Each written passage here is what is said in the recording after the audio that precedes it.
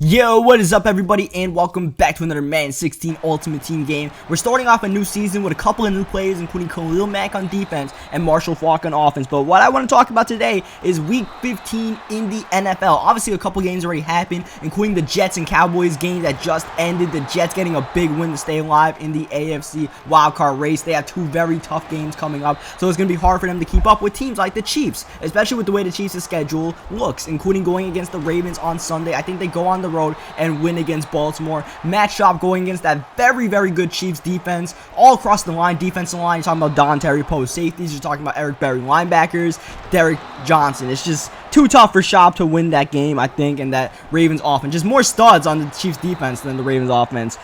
Texans and Colts, that's actually a game for first place in the AFC South, believe it or not. And I think the Texans actually win this game. I think the team that wins this game is the team that plays more disciplined football, and the Texans under Bill O'Brien just play more disciplined football. You never know who their quarterback is, but, you know, against Matt Hasselbeck, who was definitely cooled off, I think they can win this game as my opponent here running hurry up on 4th down and 7. I noticed he hot routed a curl route, and we read that one all the way to Vontae Davis, not only for the pick, but we got a crib call. We're going in for 6 and scoring the first points of the game.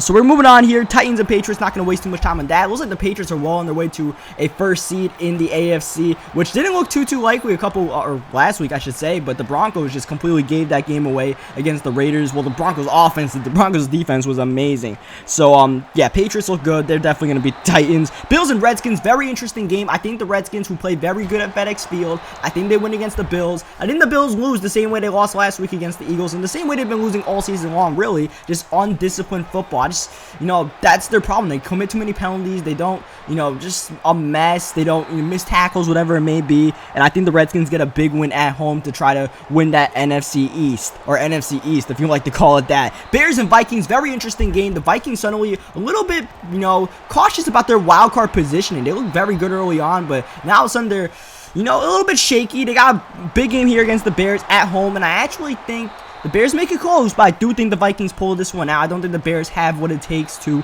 go on the road and win the game. I think the Vikings, rebound themselves after a tough loss. They've been losing a few tough games lately, including that Arizona loss when, they were in field goal range and gave it up. As you guys see, we had B wide open. I lobbed it up to Donnell, and he just played terrible users right there, and we somehow got that catch, moved the ball into the red zone.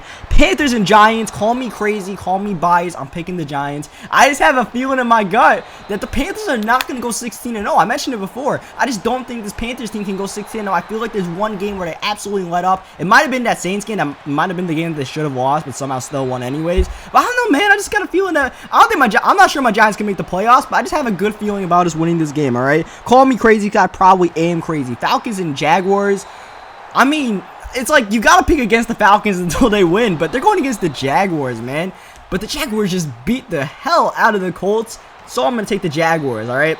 I'm just going to take the Jaguars in that game because I just can't pick the Falcons. 3rd down and 6. Watch this play right here. We're going to run the ball with Walter Payton. Whoop! Walter Payton's in the open field right before half, trying to take it all the way for a touchdown. Got one man to beat, and Sweetness has a crib call into the end zone. Faulk is the main running back. I still kept Walter because Walter just makes plays just like that. As you guys may have noticed, we got a ton of really good pancake blocks. I don't know how the hell Sean Taylor got that pick. He's just the beast, whatever you want to call him. But, yeah, we got so many pancake blocks. I'm pretty sure he only blocked like 2 people. And when you block 3 or less, you only send 3 or less rushers, or less than 3 rushers, I should say, actually, you get a lot of pancake blocks for your offensive line. So don't try to play that faggy, as people like to call it, because it can definitely kill you if your opponent decides to run the ball like we did right there. As you guys see, offense is looking very good right now. Tom Brady even rolling out. Moving on, Packers and Raiders. Raiders played a pretty gritty game against the Broncos, but the Broncos just played so so much mistakes offensively and on special teams. I think the Packers will be able to clean that up, go on the road on the West Coast,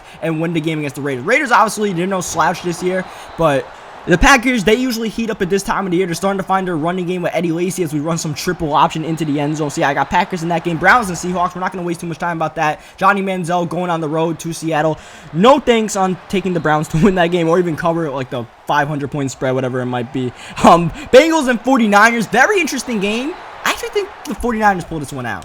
I mean, I might be wrong. AJ McCarron might just be, you know, that quality NFL quarterback that will be able to get that kind of game on the road. But, you know, Tyler Eifert's out. Iloka, I think, is going to be out. Of course, Andy Dalton out for the regular season as he locks this one up. Boom! Sit down. Eric Berry comes in and forces the fumble. But I think the 49ers get the upset on the road. They looked very bad last week against the Browns, but they're just that kind of up and down team, and they might just be up this week. Broncos and Steelers, this might be game of the week right here.